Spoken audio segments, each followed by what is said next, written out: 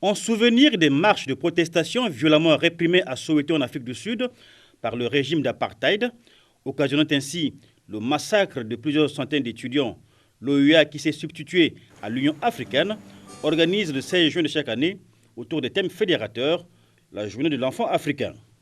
C'est dans cette optique qu'en dépit de la pandémie liée à la Covid-19, le gouvernement, en partenariat avec l'UNICEF, a convié les enfants de Brazzaville pour célébrer cette année au Congo, dans la salle des conférences internationales du Palais des Congrès, cette journée. En témoignent ces quelques intermèdes entrecoupés d'animations musicales, de projections de films sur la condition sociale des enfants du Congo, la déclaration SLAM, ainsi que la séance des questions-réponses des enfants aux 3 ministres en charge de la santé, des affaires sociales, de l'éducation et pourquoi pas aux représentants du ministre de la Justice. Un exercice qui a été placé dans ce panel sous la facilitation de Andrés Lopez, représentant adjoint de l'UNICEF au Congo. L'année passée, nous avons parlé des violences dans les écoles. Nous avons aussi demandé l'installation des structures d'écoute pour les élèves victimes des violences dans chaque école. Nous constatons malheureusement que rien n'a été fait dans ce sens. Comment l'État peut-il nous aider pour résoudre ce problème dans nos écoles? Nous constatons que la violence entre élèves de différentes écoles est encore réelle.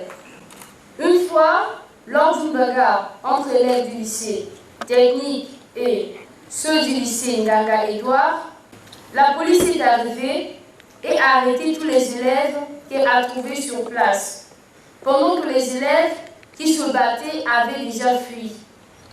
Comment faire pour protéger ces élèves innocents? Que fait le gouvernement pour ces élèves bagarreurs qui deviennent des bébés noirs? Le gouvernement est en train de prendre des mesures justement pour éradiquer le phénomène des bébés noirs.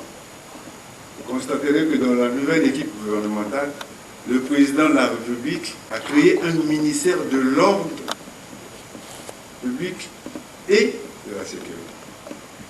Nous sommes un pays de droits de l'homme et de droits des enfants. Essayez de convaincre les parents pour leur dire, nous connaissons nos droits.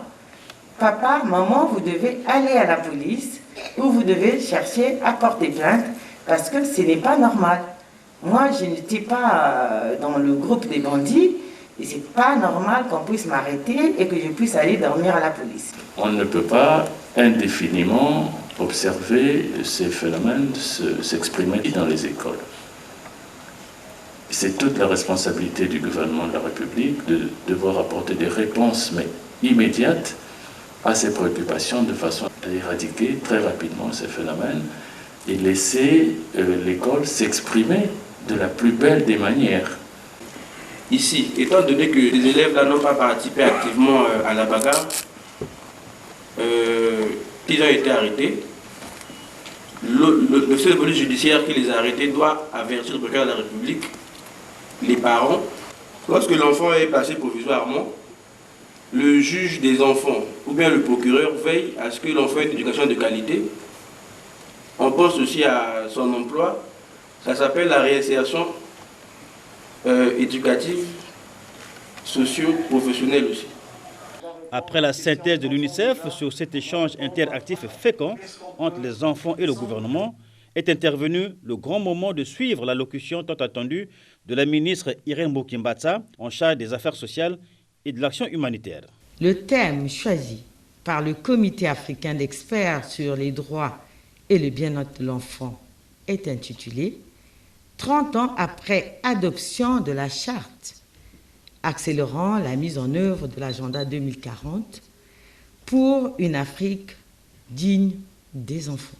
À travers ce thème, le comité réaffirme une fois de plus l'importance de mettre en évidence les liens qui existent entre la Charte africaine des droits et du bien-être de l'enfant et l'agenda 2040, en même temps qu'il appelle les États parties à prendre des mesures nécessaires et urgentes au niveau national pour une meilleure protection des droits de l'enfant en Afrique. Autre moment phare de cette 30e journée de l'enfant africain qui aura véritablement tenu ses promesses au Congo, la descente sur 3 sites de la ministre Irène Mbokimbatsa en compagnie d'une délégation de la représentation de l'UNICEF au Congo avec à sa tête le Dr Chantal Oumutoni.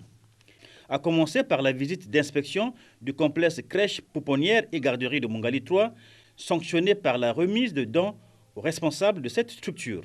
La ministre des Affaires sociales et de l'Action humanitaire et sa suite se sont rendus quelques instants plus tard au centre d'accueil Béthanie du quartier 10 Maisons pour mieux s'enquérir de la condition des enfants qui y sont admis.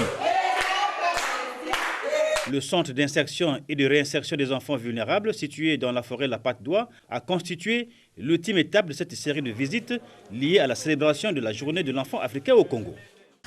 Les enfants congolais sont pris en charge. Les enfants abandonnés sont recueillis dans les centres qui existent et sont pris en charge. Et c'est ça qui me donne vraiment de la force en disant que mon pays prend en charge les enfants en difficulté. Donc les droits des enfants ou les droits de l'enfant, le bien-être de l'enfant est respecté au Congo-Brazzaville.